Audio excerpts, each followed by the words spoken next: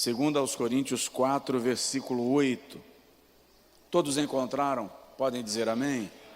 Os que estão sentados, se puderem estar de pé, por gentileza, lhe agradeço a atenção e o cuidado.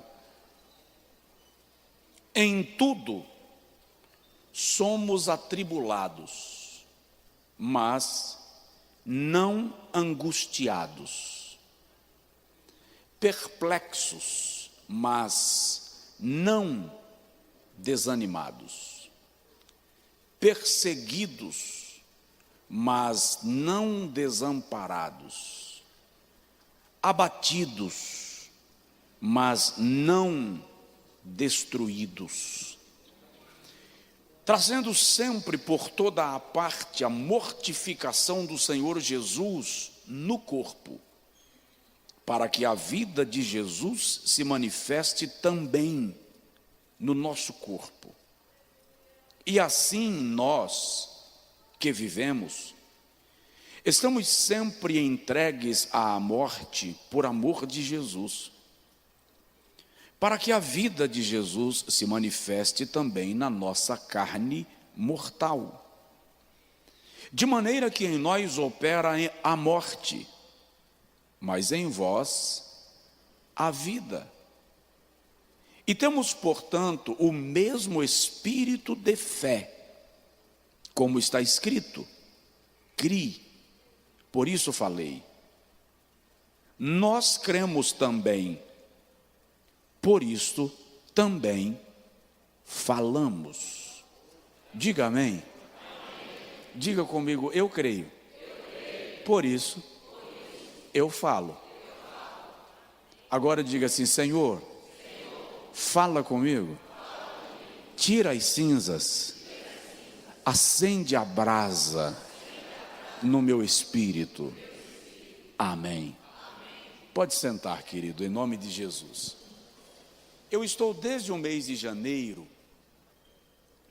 falando aqui sobre gigantes da fé que você não conhece.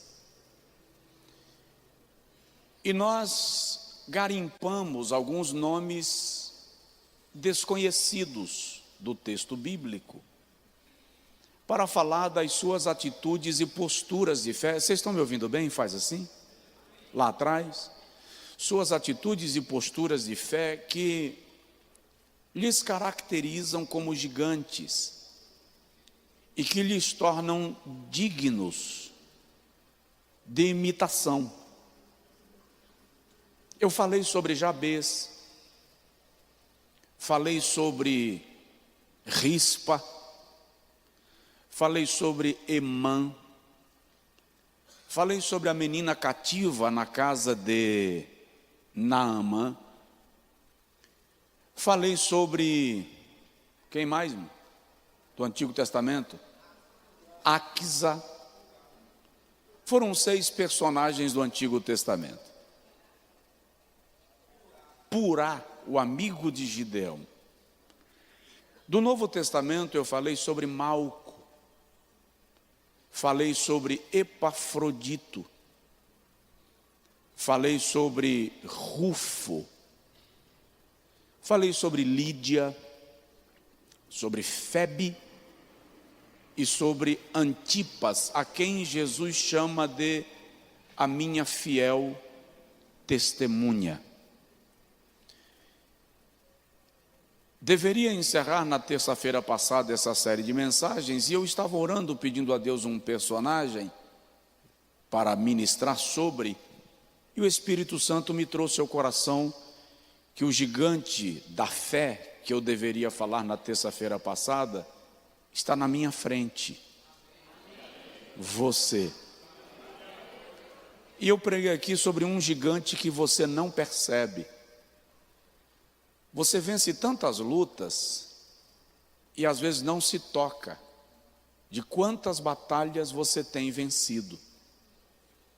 Como eu não concluí o raciocínio, no meu coração eu desejei concluir o pensamento, e eu quero falar hoje sobre uma declaração. Você é um gigante. Vira para a pessoa do seu lado e diz para ele: você é um gigante. Semana que vem, se Jesus não tiver voltado ainda, eu ainda não vou conseguir começar a série de escatologia, os acontecimentos dos últimos tempos. Então, eu vou iniciar aqui uma série de reflexões que será curta, será rápida, sobre conhecendo você. Você precisa se conhecer. E eu vou lhe provocar um pouco. Nós vamos tirar o lençol de cima da cama e virar o colchão, para que você se conheça.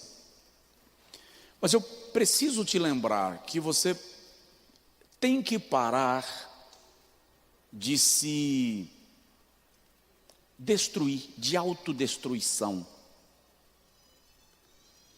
Em nome de algum tipo de humildade, nós nos rechaçamos, nos arrebentamos. Ah, pastor, mas o homem é pó, é cinza, é verme, diante de Deus, não diante de outro homem. A Bíblia diz que Deus criou o homem e o fez um pouco menor do que os anjos. E o criou à sua imagem e à sua semelhança. É importante uma pergunta que eu preciso lhe fazer, e dou base bíblica para ela. Como você se vê? Como você se vê? Se tem alguém do seu lado, pergunta isso para ele. Como você se vê? Como você se enxerga? Um gigante da fé. Números capítulo 13, versículo 30 a 33, quando Moisés mandou 12 espias para observarem a terra de Canaã, que haveria de ser possuída pelos hebreus, eles voltam e dizem a Moisés: nós somos aos nossos olhos como gafanhotos diante deles. Por quê? Porque os habitantes da terra são gigantes e nós somos como gafanhotos.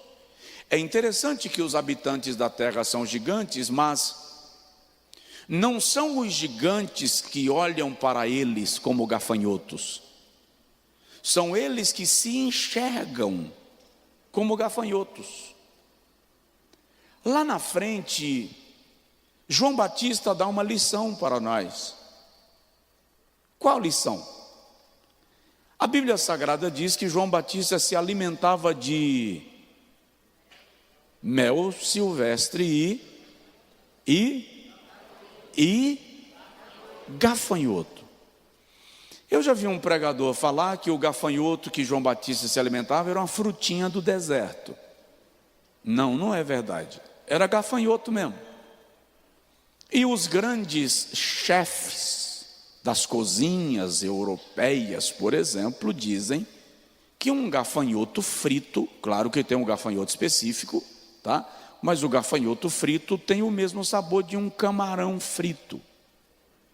Quem come camarão aí, levanta a mão. Pronto, João Batista. Agora observe, qual é a lição que João Batista está nos ensinando? Enquanto os hebreus, ainda com a mentalidade de escravos, olham para si mesmos como gafanhotos, João Batista, debaixo da unção profética, faz de gafanhoto cardápio. Você não entendeu? Quando a tua mente muda, quando a tua mentalidade abre, quando a tua visão compreende o que Deus fez em você e com você, aquilo que te fazia medo vira cardápio. Você atropela, passa por cima, supera, porque você começa a compreender que Deus te fez um gigante da fé. Agora, um gigante da fé precisa aprender a se comportar como tal. precisa aprender a agir como tal. Chegou para mim hoje um texto que eu achei muito interessante. Eu escrevi o texto, eu reproduzi. Uma idosa entrou num ônibus e sentou-se.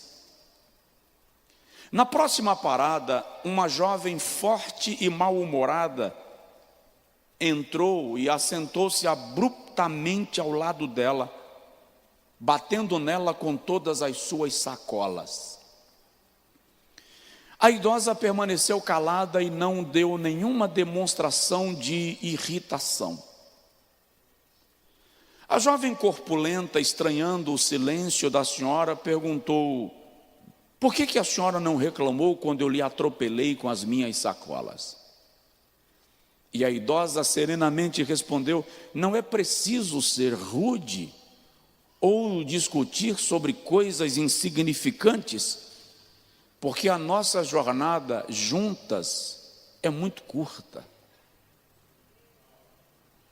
A observação que o comentarista fez: cada um de nós tem que entender que nosso tempo é tão curto que não vale a pena obscurecê-lo com brigas, discussões, ciúme, acusações, não perdoar uns aos outros, descontentamento.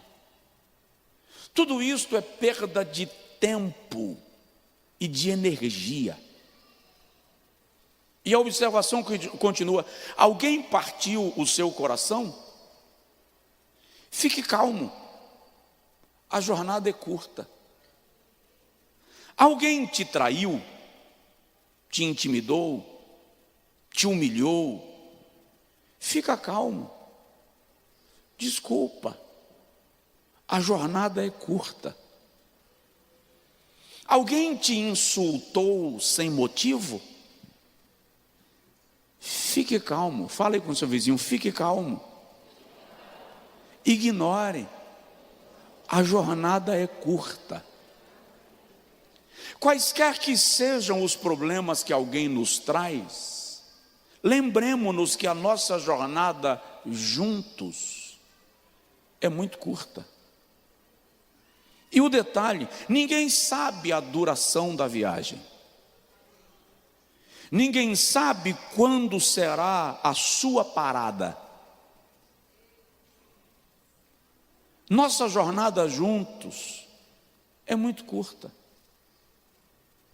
E eu concluí dizendo: aprecie os amigos, se alegre na família, jubile no esposo, na esposa, nos filhos, nos netos. Se eles bagunçam a cama ou desarrumam a almofada do sofá, se eles só conseguem comer derramando a comida ao redor do prato, se eles fazem cocô na fralda e xixi na cama, desfrute. A jornada é curta. Ser um gigante da fé é aprender a não perder tempo com coisinhas, coisas pequenas. Quem tem rio não briga por poço. Quem tem céu não briga pela terra. Quem tem amor não briga por atenção. Quem tem promessa não briga pela tenda. Olha Abraão, Ló. Não é bom que nos desentendamos. A terra é larga e vasta. Escolhe para onde tu queres ir, e se tu fores para a direita, eu irei para a esquerda. E se tu fores para a esquerda, eu irei para a direita. Por quê? Porque quem tem promessa não briga por pedaço de terra. Quem tem promessa sabe que aonde chegar e aonde for, a promessa se cumprirá, porque a promessa está relacionada com a fidelidade de Deus.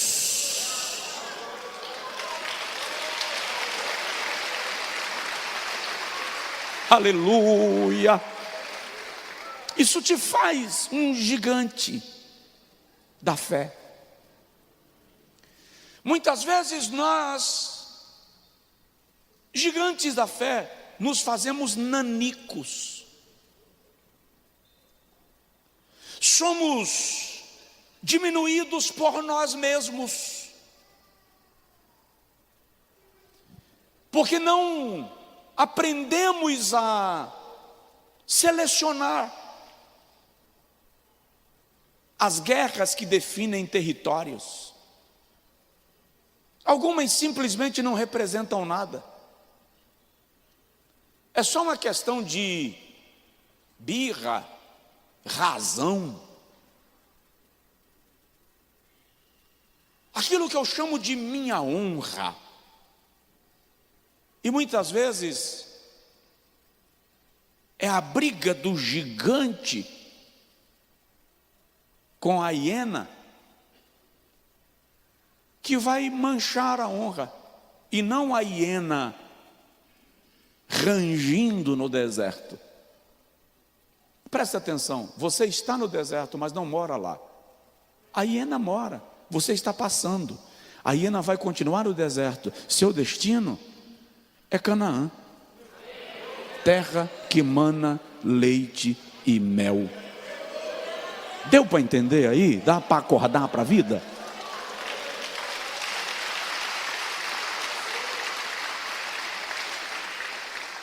Olha, a colocação de Paulo chega a ser poética. Em tudo somos atribulados, mas não angustiados, perplexos, mas não desanimados, abatidos sim, mas destruídos? Não. Perseguidos, mas não desamparados. Trago no meu corpo a mortificação do Senhor Jesus, para que pela minha mortificação a sua vida seja manifestada também no meu corpo. Eu disse aqui para os irmãos terça-feira que raramente Paulo aparece detalhando os seus sofrimentos. Paulo não é um lamuriador. Raramente ele aparece falando dos seus embates, dos seus conflitos. No texto que eu li semana passada, do capítulo 11 de 2 aos Coríntios, versículo 25 a 30, Paulo chega a dizer: além de todas as coisas que me atribulam, há dentro de mim uma pressão. Todo mundo tem essa pressão. Cada um sofre a pressão que afronta a sua realidade. E é justamente esta pressão que te faz diamante.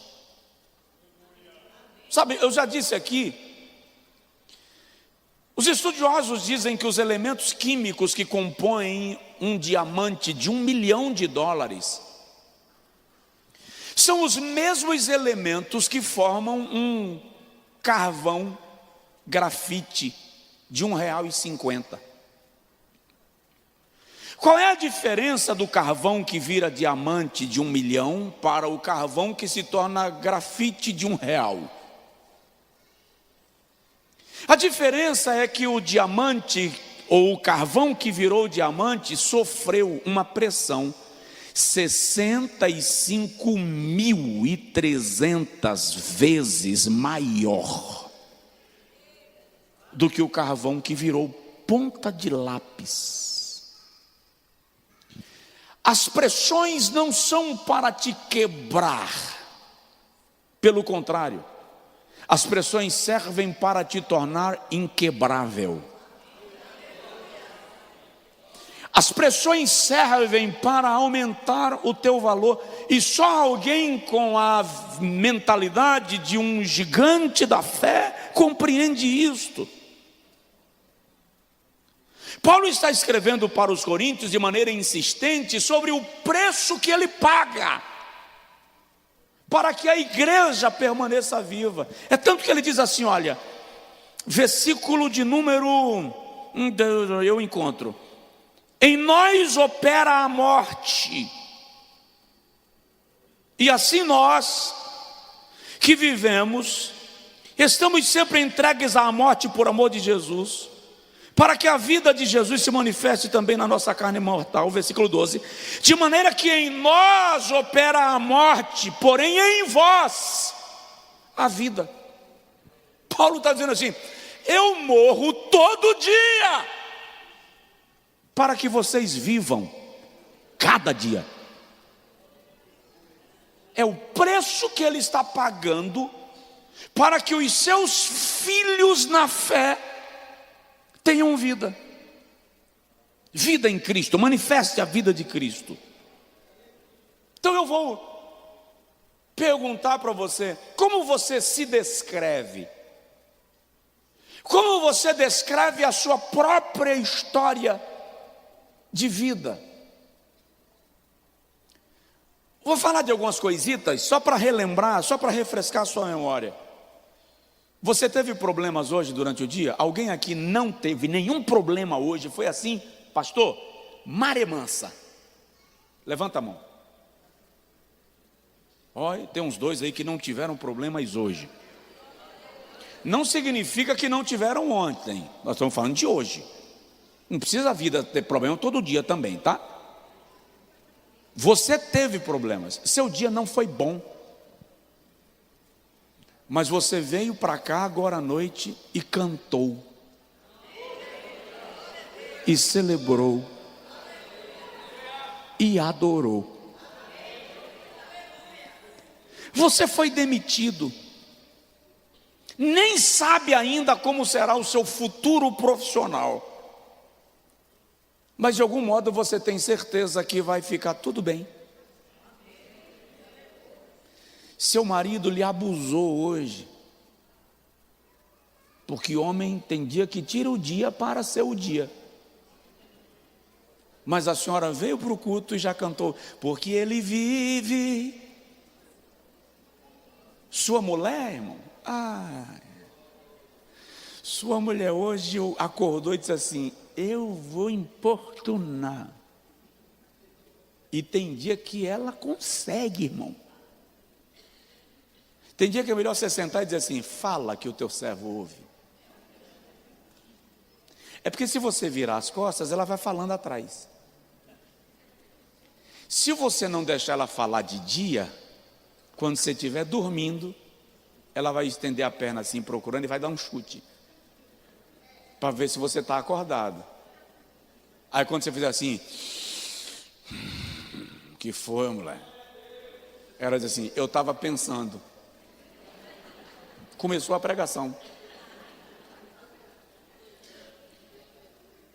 Ainda assim você diz: posso crer no amanhã.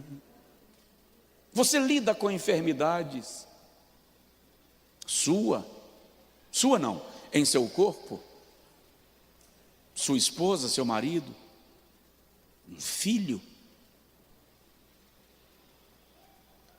Você sentiu dor de cabeça, tem dívidas para pagar, não sabe de onde vem o recurso. Alguns têm limitações físicas, mas vem para a igreja, adora, celebra. Não estou com paciência de ouvir ninguém hoje. Eu não sei nem porque que eu estou nessa igreja hoje à noite, porque eu não estou com paciência. Mas você está aqui recebendo a palavra de Deus, que te alimenta, te nutre, te fortalece, te robustece e te leva para viver o amanhã cheio de vitórias.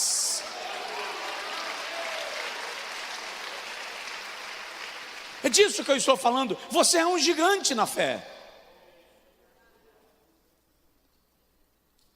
O que caracteriza isso? Rapidinho, sem demora. Você foi restaurado.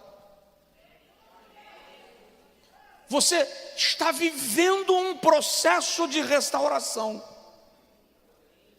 Olha que incrível. Você já parou para pensar quantos sonhos seus foram soterrados? Frustrados? Quantas vezes a sua carreira, que estava em alta velocidade, foi simplesmente estancada, abruptamente cancelada? Você faliu.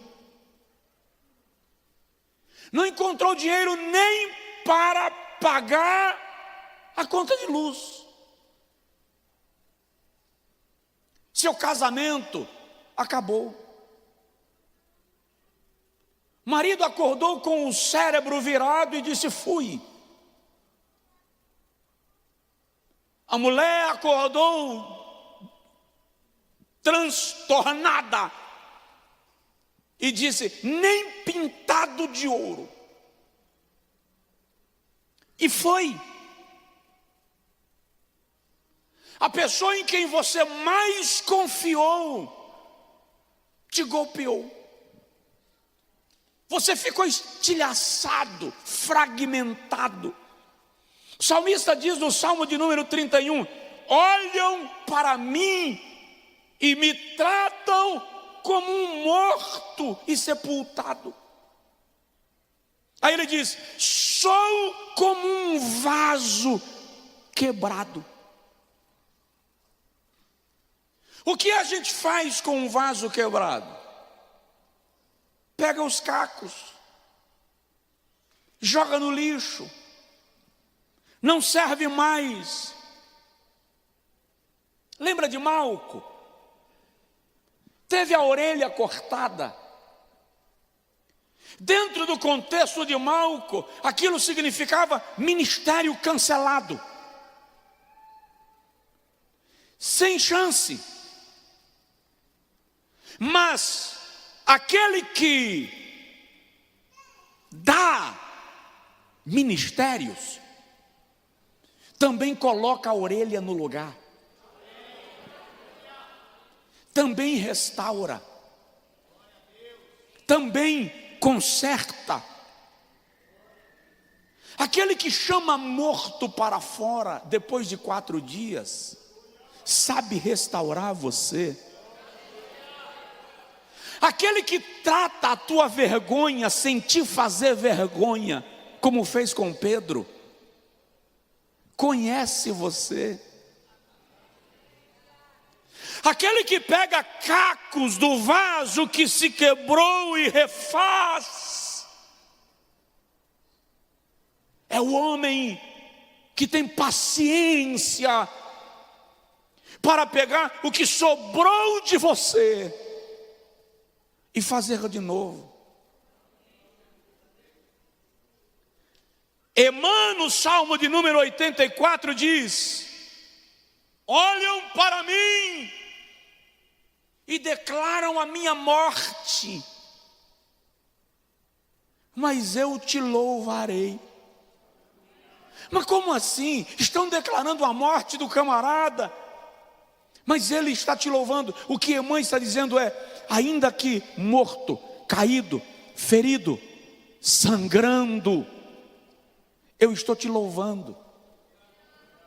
Quando o oleiro vê isto, quando o Deus da restauração vê isto, ele desce ao teu encontro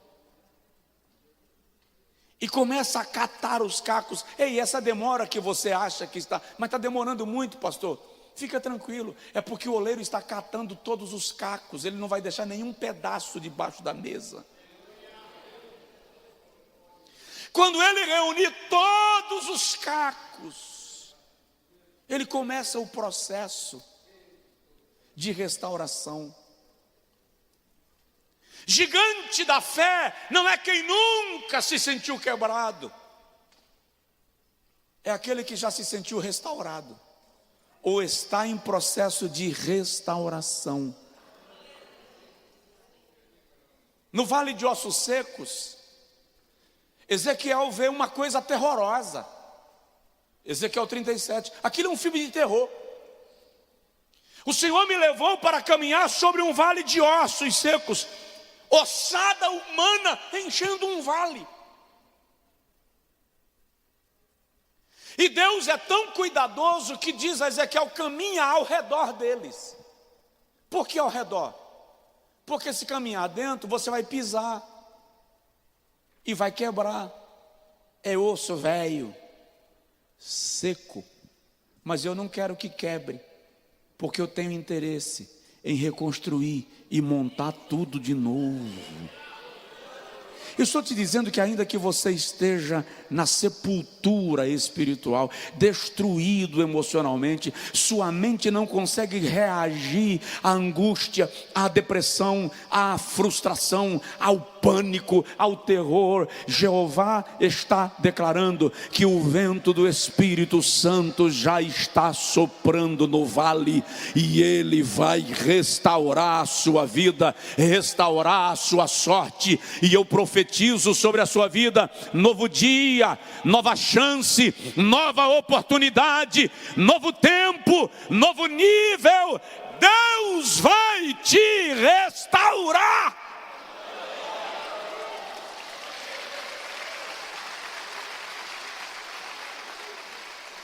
Provoca aí o vizinho, fala com ele assim: novo de novo.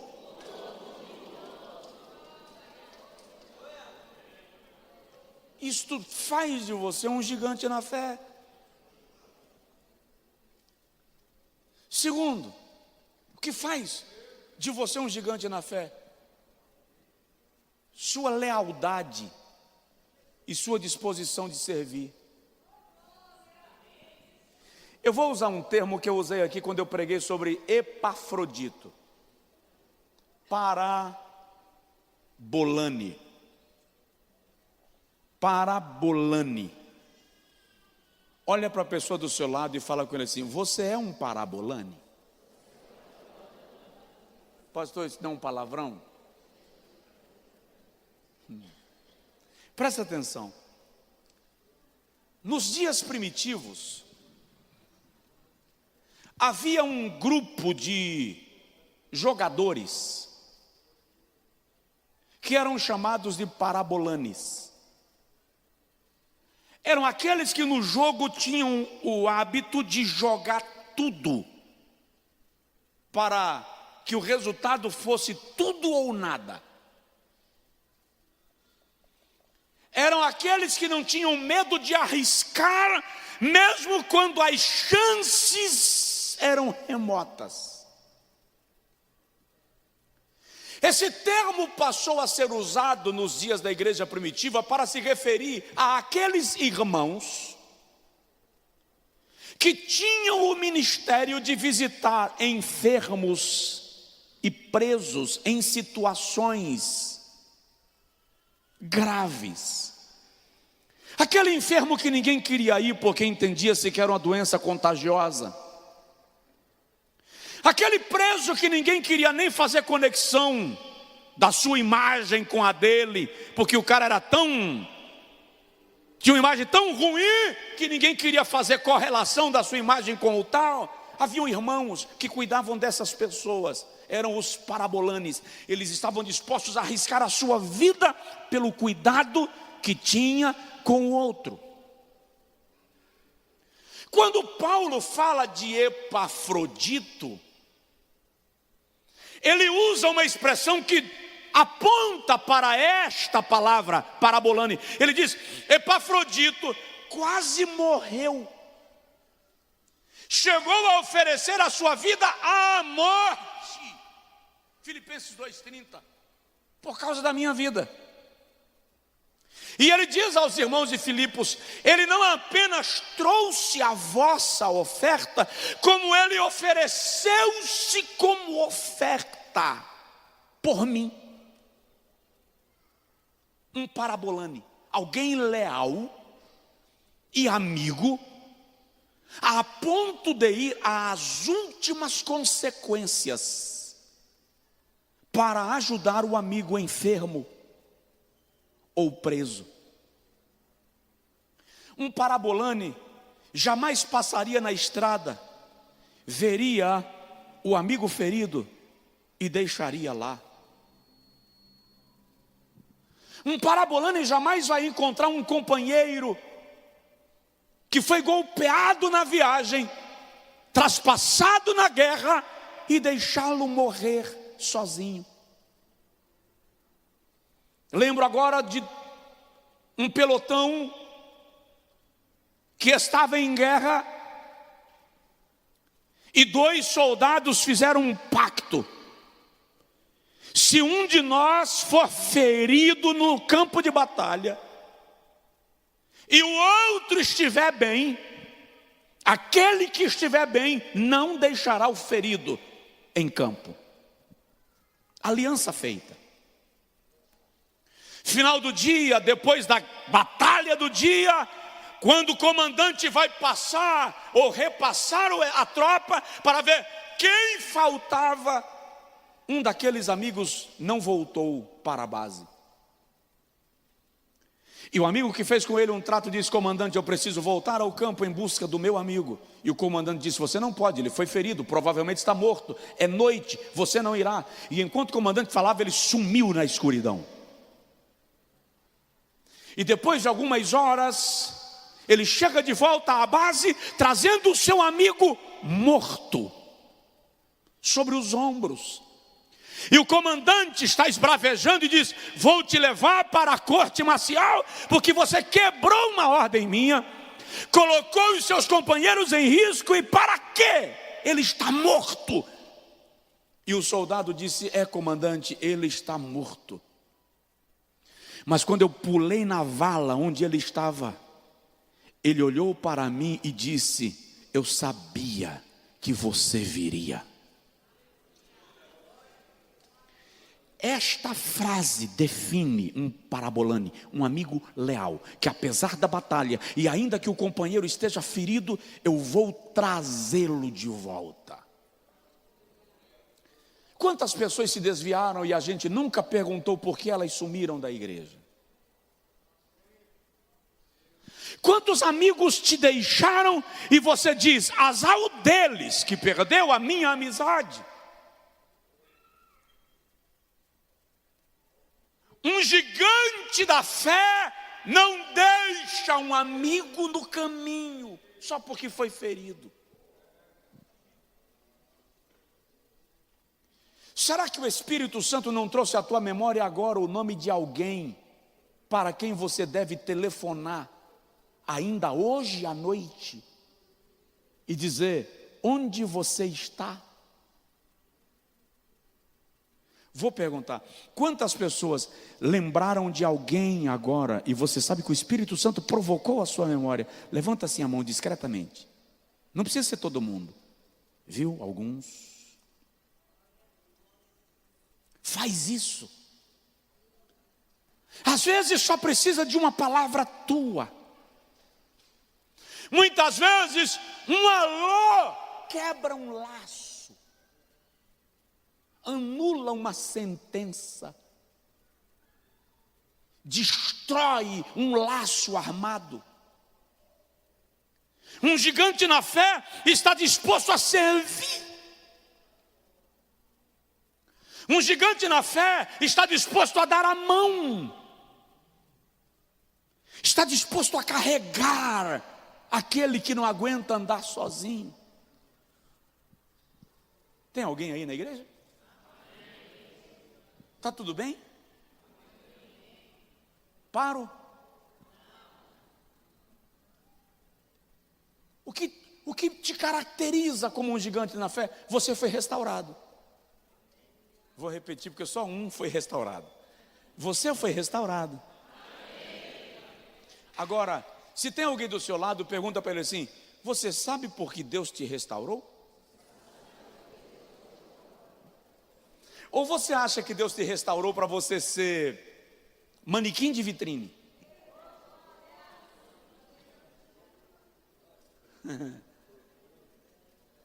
Ou você acha que Deus te restaurou para você ser jarrinho de ornamentação de centro de sala?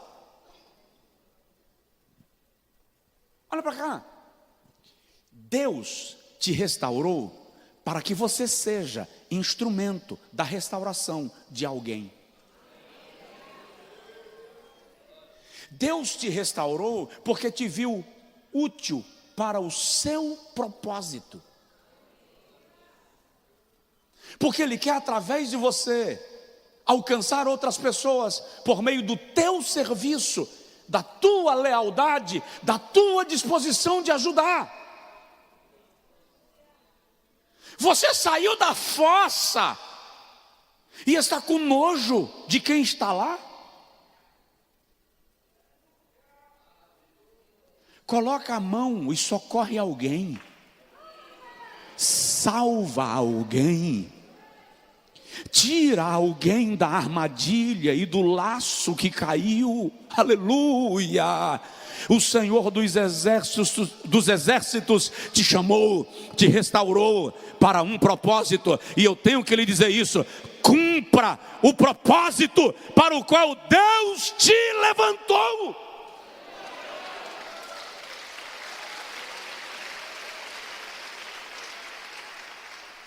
Terceiro, já estou terminando. O que caracteriza você como um gigante da fé? Saúde mental. Fala assim: eu não sou doido. Saúde mental. Sabe, gente, não é só sobre ser restaurado. Não é apenas sobre servir. É sobre saber lidar com as cicatrizes e os traumas. Tem gente que sai do buraco, supera a crise, mas se torna vítima de si mesma. Olha para todo mundo com desconfiança. Olha para todo mundo com aquele ar de bote, esperando ser atingido de novo. Carregado de amargura, de mágoa, de ressentimento. Não consegue superar, virar a página, passar por cima, viver novo tempo. Lembra da menina cativa? Em terra estranha, sem o seu idioma, sem a sua religião e sem a sua fé, sem o seu Deus, escrava de guerra. É possível que os seus pais tenham sido mortos, se não, no mínimo, dispersados, porque era uma prática comum na guerra, separar as famílias. Aquela menina está na casa de um comandante de exército leproso. Ela deveria se concentrar na sua dor, no seu trauma, no seu luto, na sua frustração, na sua raiva. Mas ela olha e diz: quem dera que o Senhor que me escravizou estivesse em Samaria, diante do homem de Deus, e ele seria curado da sua lepra. A menina, em vez de querer a morte de quem lhe tornou escrava, está promovendo a cura. Em vez de ela ser contagiada com a lepra de Naamã, ela está contagiando Naamã com a sua misericórdia, com a sua compaixão.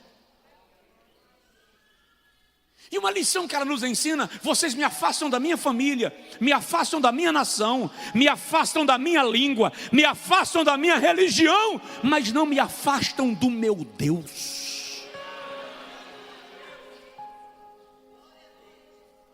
Ela tem uma estrutura mental extremamente saudável. Ela sabe lidar com os traumas. Quanta gente que supera a crise, mas não supera o trauma. Continua doente, azedo, amargado,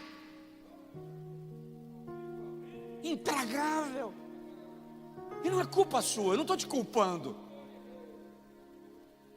Eu estou te alertando e te dizendo que o Espírito da graça, o Espírito do amor, o Espírito de misericórdia, o Espírito Santo de Deus está aqui.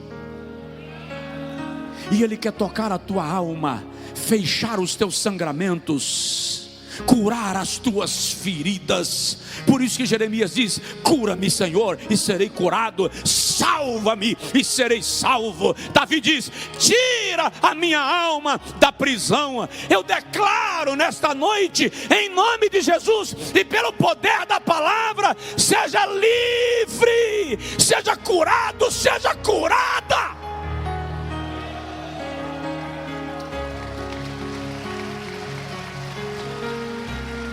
Você não é escravo.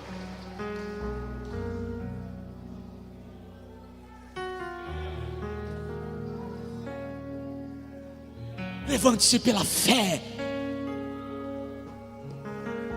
Caminhe. Ah, pastor, se o senhor soubesse como eu fui ferido.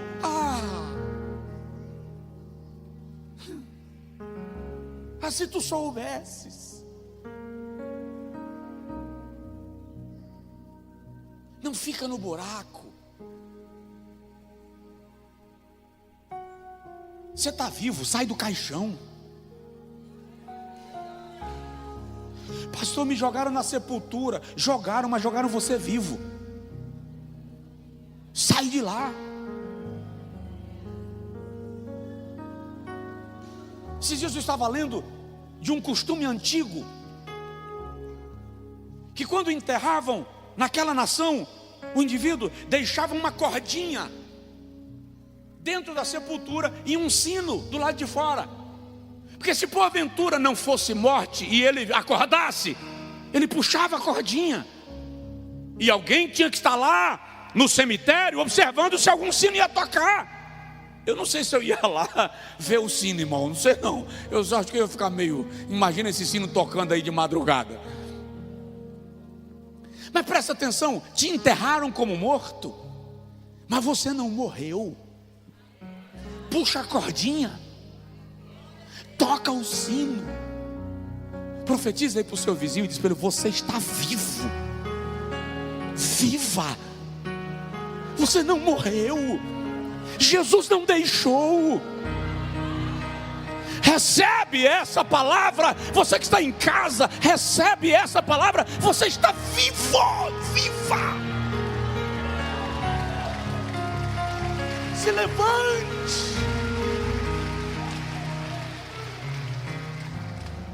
E quer saber de outra coisa? Você é semente. Provoca aí o irmão do seu lado e fala assim: você é semente. Não entendi, pastor. Quem enterra uma semente faz um favor para ela, irmão. Quem enterra uma semente dá a ela a chance de se tornar uma árvore. Você é uma árvore e o Senhor está declarando que te chamou e te restaurou para um propósito. Que a sua mente seja tocada agora em nome de Jesus. Coloca assim a tua mão sobre a tua cabeça, por favor. Que a tua mente seja tocada agora. Toda ansiedade saia, todo pânico saia, todo medo saia, toda indefinição saia em nome de Jesus Cristo. Toda mágoa e raiva saia em nome de Jesus. Todo desejo de vingança saia em nome de Jesus. Toda insegurança saia em nome de Jesus. Eu declaro no poder da palavra milagre na sua mente esta noite.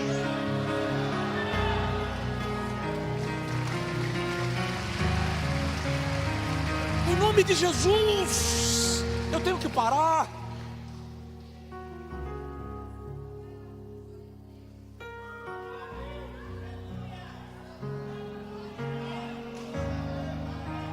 Você é um gigante. Você luta, é ferido, se levanta, caiu, levantou, está arranhado, mas está caminhando, está triste, mas canta. Vamos lá, perseguidos, mas não desamparados, atribulado, mas não angustiado, perplexo, mas não desanimado, abatido, mas não destruído, solitário, mas não sozinho. Você é um gigante em Deus. Posso todas as coisas naquele que me fortalece.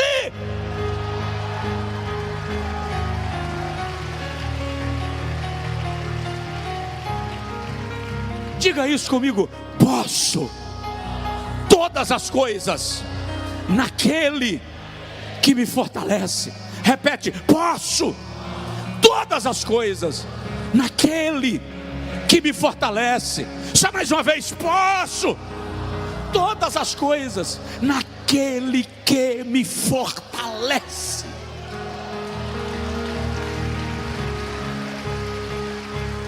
Fica de pé, por favor.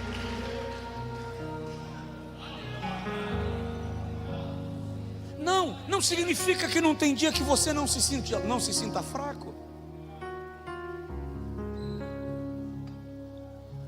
Não significa que não haverá dias que você não sentirá o desespero bater a porta.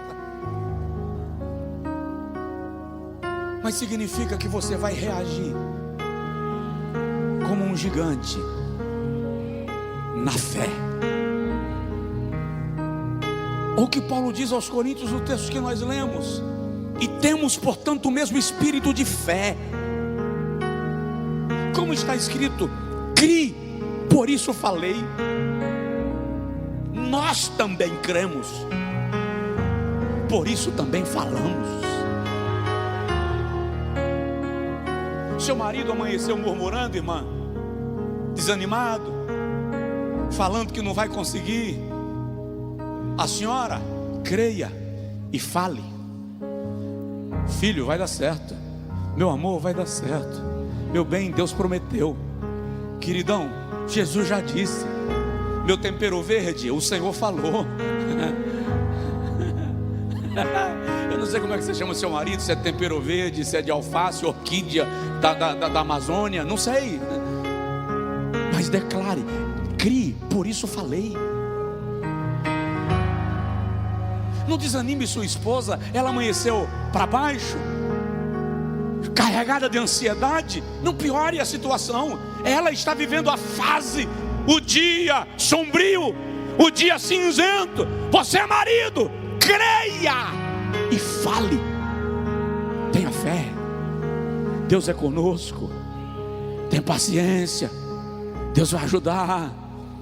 O filho ligou desanimado, carregado de ansiedade, não tem ainda maturidade para lidar com as intempéries da jornada. Pai, seja o sacerdote que diz: filhão, minha filha, tenha calma, vai dar certo. Crie, por isso falei. Eu vou concluir apenas citando mais uma característica que te faz gigante: a tua generosidade. E deixa eu te falar, generosidade não é apenas o ato de dar. Generosidade é também o ato de dar-se. É o ato de oferecer-se. É o ato de chegar diante do outro e dizer assim: pô, não posso fazer nada para ajudar a resolver esse trem, mas ó, conta comigo, eu estou aqui. Vou orar com você. Pode dormir que eu fico acordado. Pode dormir. Vou ficar aqui do seu lado. Quando você acordar, eu vou estar aqui. Isso é generosidade. Paulo, de todos os heróis da fé que nós falamos nesses 4 meses, 14 semanas hoje, Uma característica comum a todos eles é a generosidade. Todos eles são generosos no cuidado com o outro. Eu lembro agora da viúva, que o profeta chega na casa dela e diz assim: pega um pouco de água para mim. Tem 3 anos sem chover, e o cara chega pedindo água. E se ela soubesse que a culpa da falta de chuva era dele, ele diz assim: cada uma suspende a chuva e vem para cá com sede.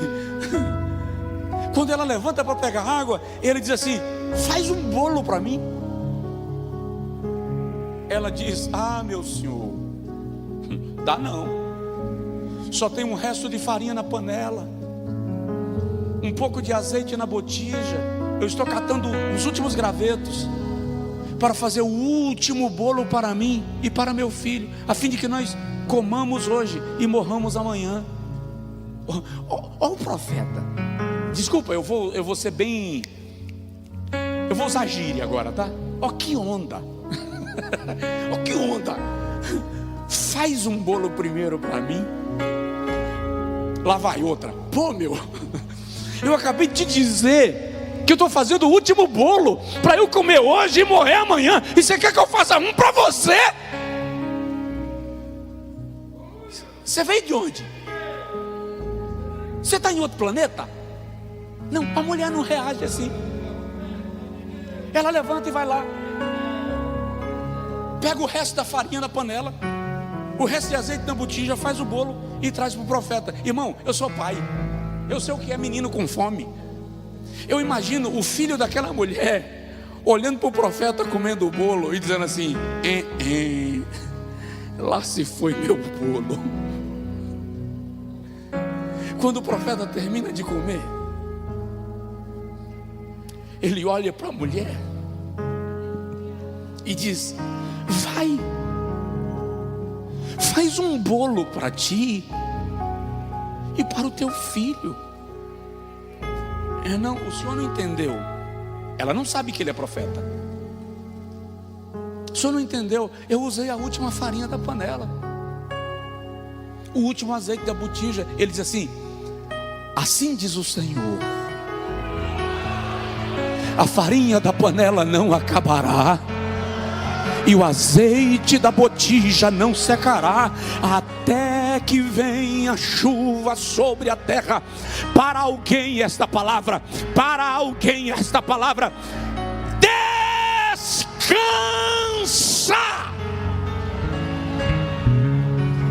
Não vai faltar farinha na panela, nem azeite na botija, porque o Senhor diz: eu abrirei sobre vós o meu bom tesouro, e derramarei sobre vós a chuva a seu tempo, e as eiras sem...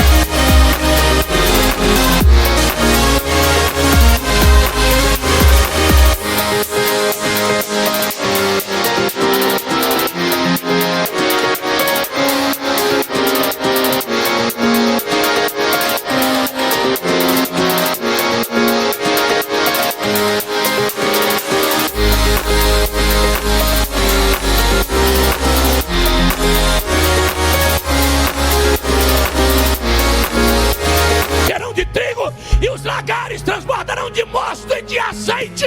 Não vai faltar, não vai faltar, porque aquele que controla a chuva já disse.